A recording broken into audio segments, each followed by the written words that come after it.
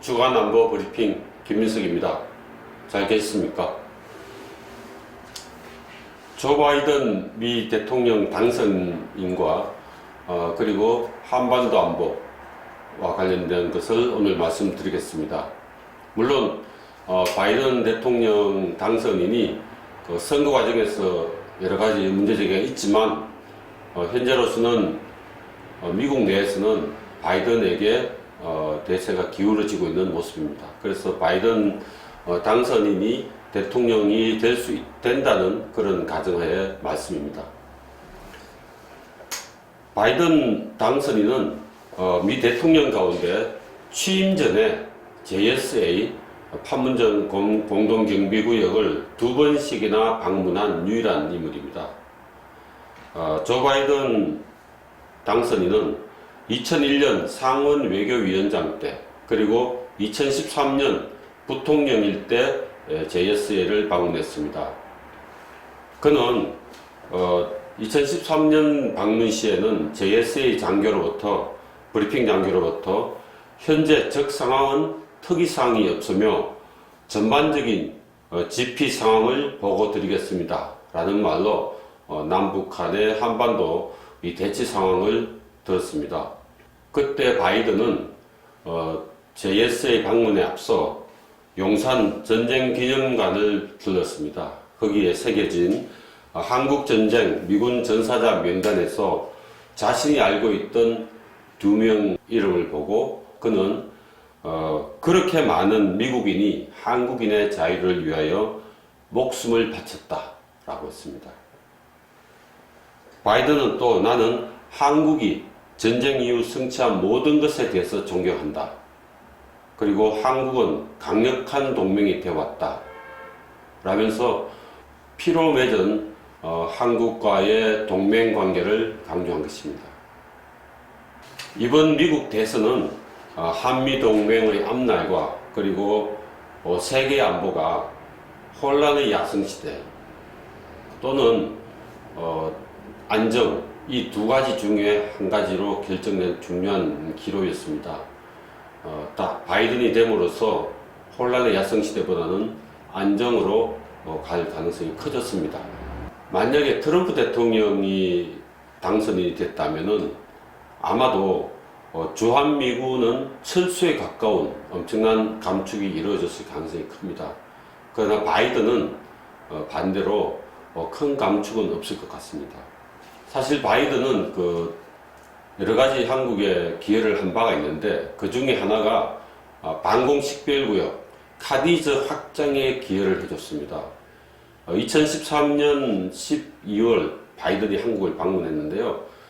그보다 한 열흘 전에 중국이 새로운 방공식별구역 CADIZ라죠. 그것도 카디즈로 있는데 이 CADIZ를 발표를 했습니다. 전격적으로 발표했습니다. 그런데 이 중국 방공식별구역에 우리 해양과학기지가 있는 이어도가 포함이 됐습니다. 그 전까지는 이어도는 일본의 자디즈에는 포함됐지만 한국 방공식별구역에는 빠져 있었습니다. 그래서 국방부는 이 차에 우리가 한국 방공식별구역에 이어도를 포함시키자라고 하는 생각을 하게 됐습니다.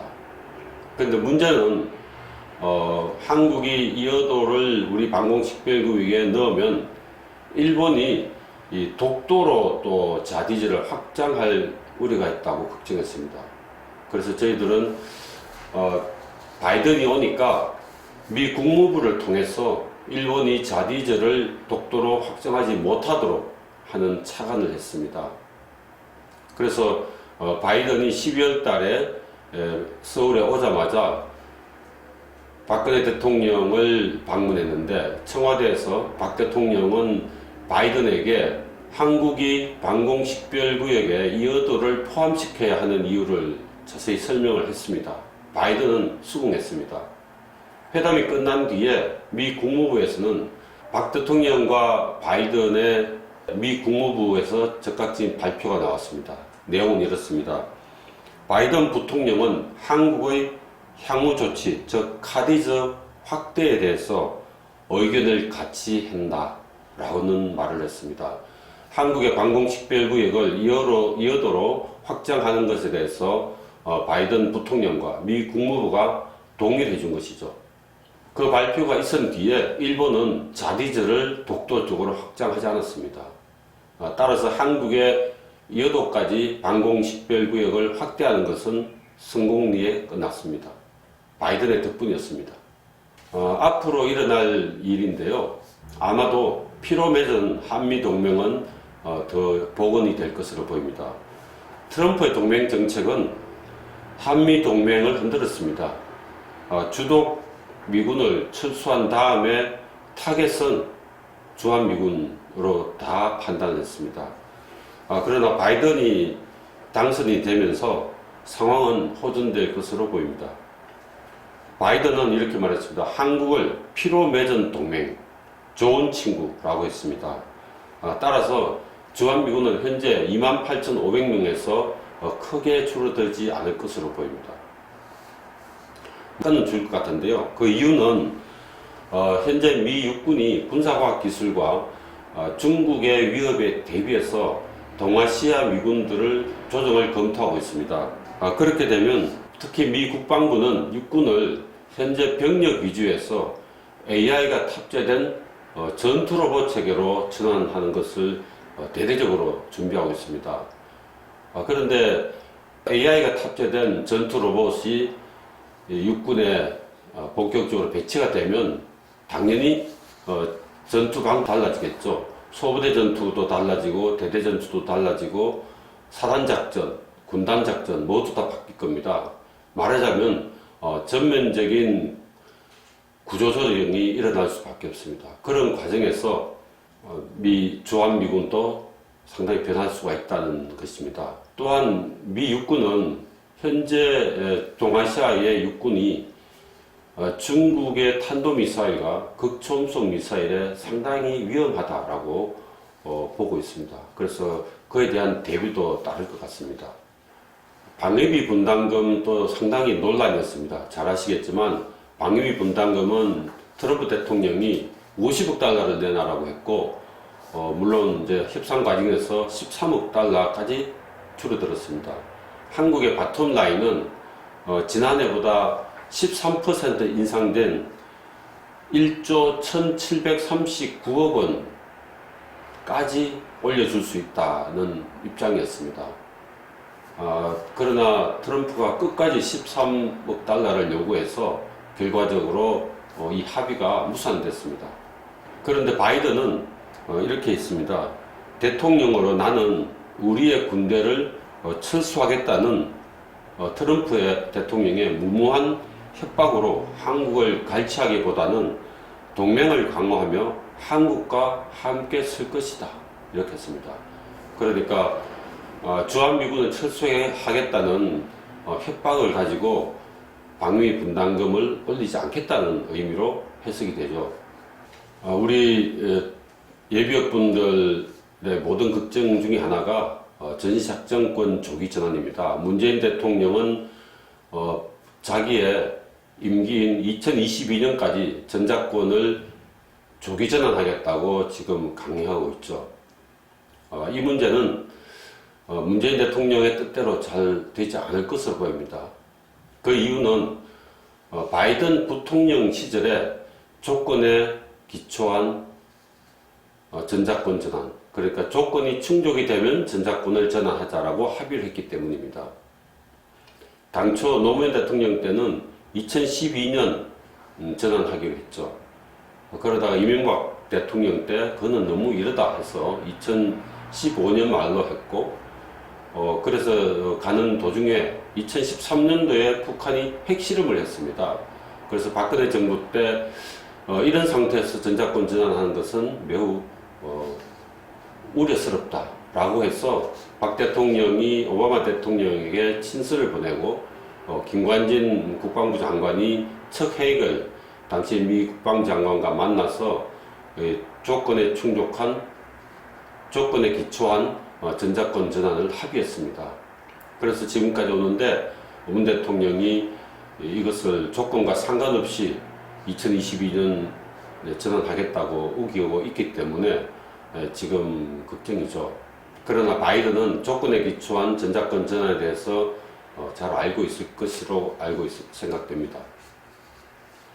전작권 전환의 가장 중요한 사람은 에이브람스 주한 미군 사령관입니다. 미국은 현지 사령관의 의견을 가장 중요시합니다. 그래서 지금 에이브람스 사령관은 여전히 조건이 충족되지 않았다는 입장이기 때문에 이 에이브람스 사령관의 의견을 받아서 결국은 전작권 전환을 바이든 대통령이 결정하지 않을까 그렇게 생각됩니다. 그래서 전작권 전환은 북한 핵 문제가 좀 해소가 되거나 아니면 우리가 충분한 조건을 갖췄을 때 전환될 것으로 그렇게 전망이 됩니다. 북한 핵 문제는 발등에 여전히 불이죠. 그래서 이 문제를 어떻게 해결할 것이냐도 앞으로 큰 숙제거리입니다. 근데 이와 관련해서 바이든과 트럼프는 입장이 완전히 다릅니다. 특히 그 트럼프와 바이든의 김정은에 대한 생각은 또 다릅니다. 트럼프는 김정은을 좋은 친구라고 했죠. 하지만 바이든은 김정은을 폭력배, 독재자라고 했습니다.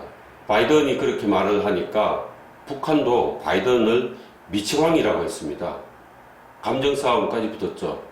그런 상황에서 바이든은 대선 중에 어떠한 러브레터, 말하자면 정상끼리의 친서인데 이 친서 교환은 없을 것이다 라고 단정을 했습니다. 그리고 원칙에 입각한 외교, 비핵화한 북한과 통일된 한반도를 향해 나아갈 것이다 라고 이야기했죠.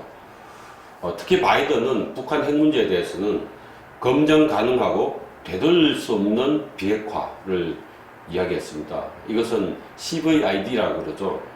그래서 북한이 완전히 비핵화할 의지가 있으면 김정은을 만나겠다는 게 바이든의 생각입니다. 또한 트럼프처럼 정상끼리 합의해서 정리하는 탑다운 방식이 아니고 바이든은 실무자들끼리 충분히 이야기해서 검증이 되면 그때 정상은 사인만 하겠다는 것입니다. 그래서 철저히 바텀업식으로 한다는 것이죠.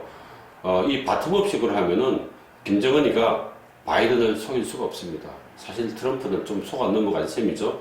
그래서 이 비핵화 문제는 앞으로 시간은 많이 끌겠지만 대충은 하지 않을 것 같습니다. 문제는 바이든식으로 가면은 바텀업식으로 가면은 시간이 많이 걸리고 여기에 가장 갑갑증을 여기는 사람은 역시 김정은일 겁니다. 북한은 잘 아시다시피 현재 3중고를 겪고 있습니다. 대북 제재에 의한 달러 고갈, 그리고 올해 수해, 또 코로나 바이러스로 인한 북중 국경 차단으로 물자 부족, 이런 세 가지 3중고를 겪고 있는데 시간이 가면 갈수록 북한은 더 어려워지죠. 물론 북한이 핵무기를 더 완벽하게 만들 가능성은 있습니다. 그래서 김정은은 아마도 바이든에게 자신의 몸값을 올리기 위해서 도발할 가능성이 상당히 있다고 합니다. 내년 1월 1일부터 바이든이 대통령에 취임하는 1월 20일 사이가 첫 번째 우려가 되고요. 두 번째는 3월에 한미연합훈련이 있는데 키리졸브죠. 그 훈련 때 전후해서 북한이 도발할 가능성이 있습니다. 그러나 북한이 도발하면은 바이든도 처음부터 밀리지 않기 위해서 강력하게 나올 가능성이 있습니다. 그렇게 되면 북한 비핵화 협상은 더 멀어지겠죠. 물론 북한은 없는 돈으로 핵무기를 더 만들겠지만 경제적 어려움은 굉장히 힘들 것입니다. 결론은 바이든이 내년에 취임하면 적어도 체제를 갖추려면 5월쯤은 돼야 되고 그 사이 북한이 도발하면 비핵화 협상은 점점 더 멀어져서 김정은은 매우 어렵게 될 것이다. 아주 답답하게 될 것이다. 라는 것이고요. 그 과정에서 우리도 대비를 단단히 해야 되겠다는 게 오늘 결론입니다. 오늘 브리핑은 이것으로 마치겠습니다. 안녕히 계십시오.